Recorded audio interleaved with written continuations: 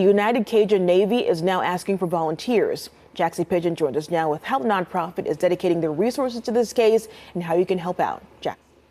Well, Nikel, after seeing several people searching throughout Sumner County without any set plan, the United Cajun Navy is asking folks to hold off for a day while they gather a more unified and organized course of action.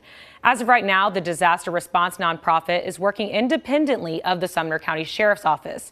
They say Sebastian's father, Seth, asked for their help. The group explains that while having extra sets of eyes is beneficial, some of the community searches were crossing onto private and federally restricted property without permission, causing safety concerns. So far, the organization has deployed drones and canines in the area. Today, they'll have a small group of search dogs out to narrow down a space in question from Saturday.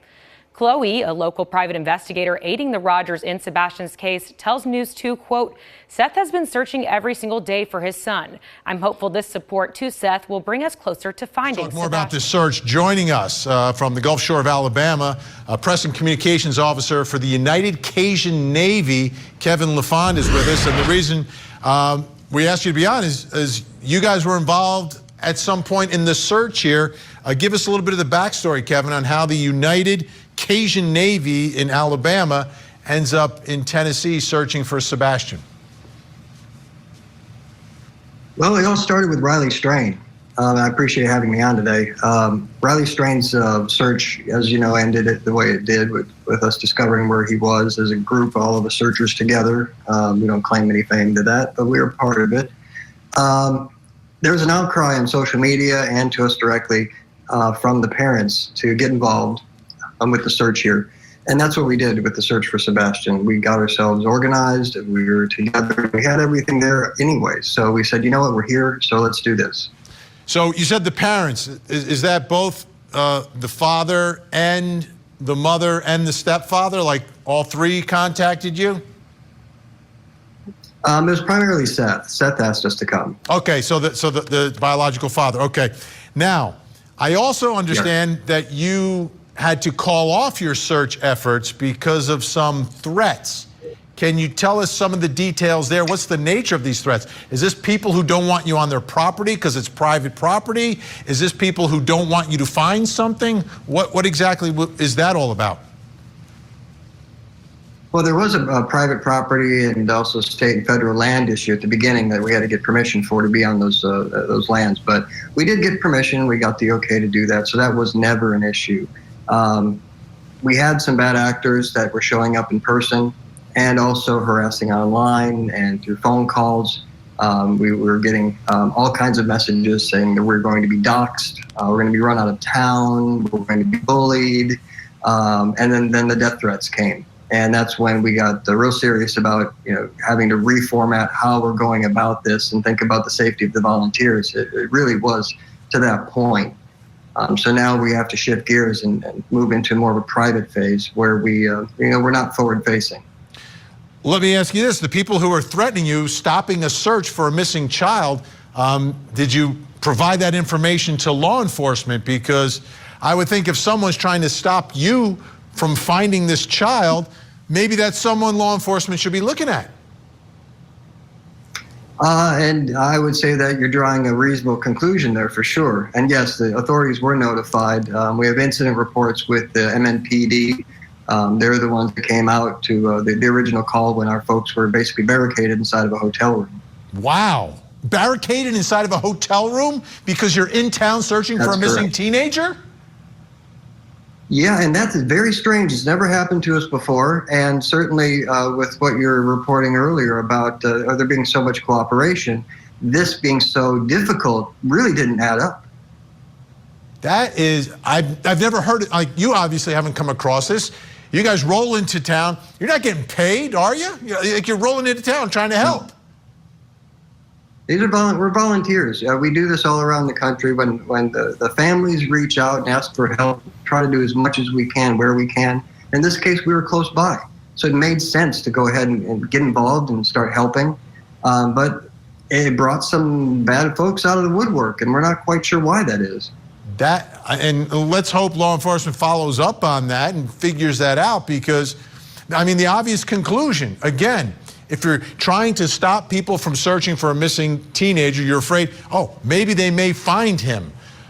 So was there a particular place where you were searching at the time all this started to happen? And if so, is that a place that you were unable to search?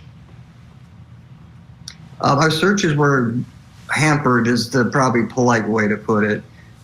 We didn't get to do nearly as much as we wanted to, but it really didn't matter where we were. It seemed that this trouble followed us. That is extremely unfortunate, especially given the nature of what's at stake here, a missing child. There he is, Sebastian Rogers. Kevin LaFond from the United Cajun Navy. Appreciate your time tonight, and on behalf of families, we all appreciate volunteers coming together to help families in need, people that are so desperate that are missing loved ones. So I hope this doesn't deter you, and I don't think it will, from continuing the work that you guys do. Not at all. If I could say anything, I'd say, everybody be hopeful. Volunteers are rallying together, us and others, and it doesn't matter who's front and center. We're going to get this done. All right. Thanks so much, Kevin. Appreciate it. When we come back, folks, we're going to continue our investigation The into United this. Cajun Navy had to call off their search for Sebastian Rogers after they came out with a Facebook post that said they had security concerns. I'm in a parking lot here at Hendersonville where they were supposed to have about 50 volunteers meet here today to search for Sebastian, but instead I had to call them and ask what these security concerns were. They told me that volunteers were getting death threats in person and online, and they were getting so bad that they actually had to have security details with them. The United Cajun Navy may sound familiar to you because the same nonprofit also helped with the search for Riley Strain, but they say that they will come back and help search for Sebastian. They just need a couple of days to Right regroup. now, we are learning a new search is being conducted by LA law enforcement volunteers, apparently recanvassing an area that has already been searched. Why? Why the focus on that one area? Joining me in the last moments, Brian Trasher joining us, VP of the United Cajun Navy. Brian, you and I have been talking a lot is happening. One, you called off the search one day just before the search started, and two, there's a lot of hate going on against the Cajun Navy.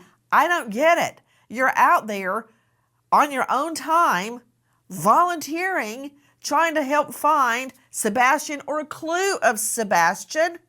Somebody is full of a lot of hate for volunteers, which proves no good deed goes unpunished. And I'm hearing, by the way, the same thing, something similar, from Seth Rogers, who is Sebastian's bio dad. The searches are being torpedoed. I don't understand it. Number one, Brian Trasher, why has the Cajun Navy pulled out of a search? Well, just to be clear, we gave up or called off leading the public searches. So we're no longer putting out a public call for volunteers and leading searches with volunteers. We did have some volunteers that were threatened, despite what the local PD said in their press conference. We did have some credible threats. We have recordings of telephone threats. We have surveillance video of in-person threats. I know that it was said that there was no police report filed. There was a police report filed about a threat with Metro Nashville PD. It's not clear as to whether those departments share information with each other, but we did provide a copy of that report with your producers just to show that we are telling the truth. Why the hate? I think that there are some people out there who make money off of tragedies. And when volunteer groups come in and try to take over and help, I think it takes away from their potential revenue. And when you mess with people's money, they get mad. I think that's just part of it. I had a conversation with Seth Rogers on Easter Sunday. He has his own theories about why himself and other volunteer groups are being impeded in the search for Sebastian, about why they're receiving so much online hate. I'll let Seth speak for himself and his own experience. Yes, we'll do that. I want to talk to you about you and the Cajun Navy.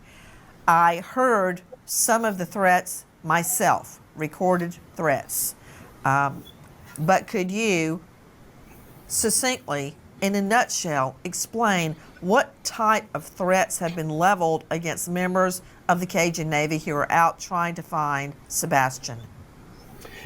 Basically, just a lot of, we're going to run you out of town. We're going to dox you. We're going to, tell everybody where your family lives, things like that. But, Nancy, what we've found is that we've run background checks on all the people that have made these threats. They thought they could remain anonymous, and they're all career criminals. They all have rap sheets a mile long. So criminal activity is nothing new to them.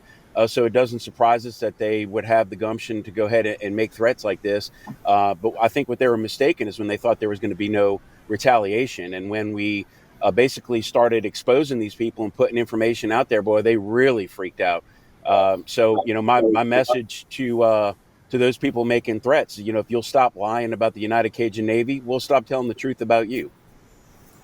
Okay, you know what? I don't really care, Brian, who's lying on who. Those are just words.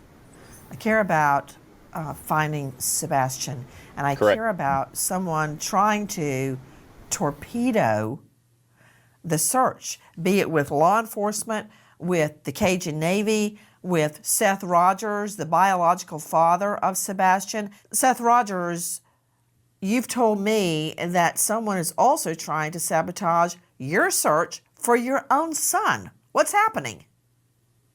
Somebody doesn't want me to find my son. They have been, there's things that have been coming in off the internet that I need to stop searching for him. I've had people following me around since I would say day 9, day 10. People have been following me around. Once I started getting volunteers to help me, they started following around my volunteers, trying to be an intimidative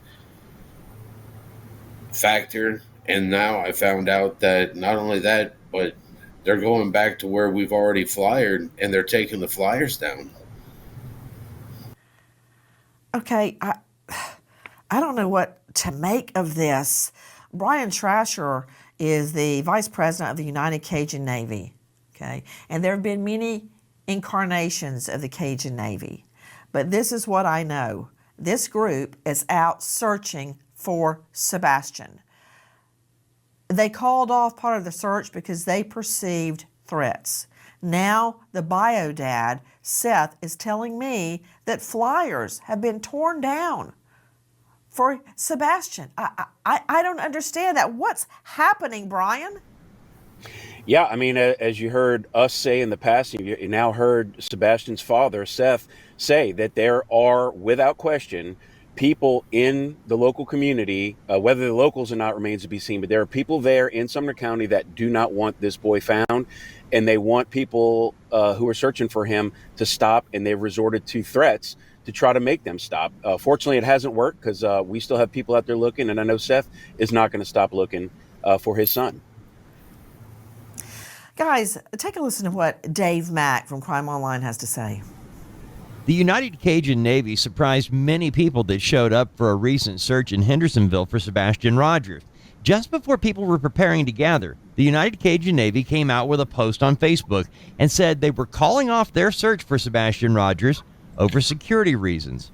Pressed for more details, the United Cajun Navy said they are concerned over the security for their staff and volunteers, as some are getting death threats online and in person. They said they were going to regroup in a few days and decide how best to move forward. Again, no good deed going unpunished. Why would people tear down flyers that have been placed up by Sebastian's father looking for him and the toll-free numbers and descriptions of the boy? Why is this happening? And why is the Cajun Navy being threatened? I want to figure out, Brian Trasher, how you picked that particular area to search. It was a combination of some information when we first got there that Seth provided, some areas that he had showed us that had already been searched and areas that he felt would be good to search. Other areas were just kind of triangulating from the last known location of the young man at his home and trying to figure out some places he would have been easy for him to walk to, places that he frequented before. We knew that there were some places that he liked to visit, but from what his mother said, he didn't have a history of wandering off without telling anybody. So we wanted to make sure that we were searching every nook and cranny that we could. to find this boy. What can you tell me about that retention pond? There were reports a dog had hit on the retention pond. The pond was drained and nothing was found. Do I have that correct? I don't have any information with regards to that. I know there's been a lot of confusion about when dogs hit and where and things like that. We go with the information that we have at the time. My understanding is that that pond was drained and nothing was found there. But Seth might be able to tell you a little bit more about some of the areas that the dogs searched closer to the home and if there were confirmed hits. After law enforcement scaled back its search, the United Cajun Navy, the same group that searched for missing Mizzou student Riley Strain, is now helping with the search effort for the 15-year-old boy with autism, who authorities say wandered away from his Hendersonville home. There's been no trace of the boy ever since. I'm curious what you would say to investigators, to some people watching now who would say that kids just don't vanish without a trace, implying that there must be some kind of foul play involved. What would you say to them? Foul play is still negativity. He's out there. We just gotta find him. Stop making excuses. You know, if there's foul play, we'll find out after we get a hold of him. We gotta talk to him. He'll tell us what happened. We just gotta find him first. And let's just be clear for everyone watching. Do you have any knowledge whatsoever about your son's disappearance? I don't. I found out over an hour after his mother found out he was gone.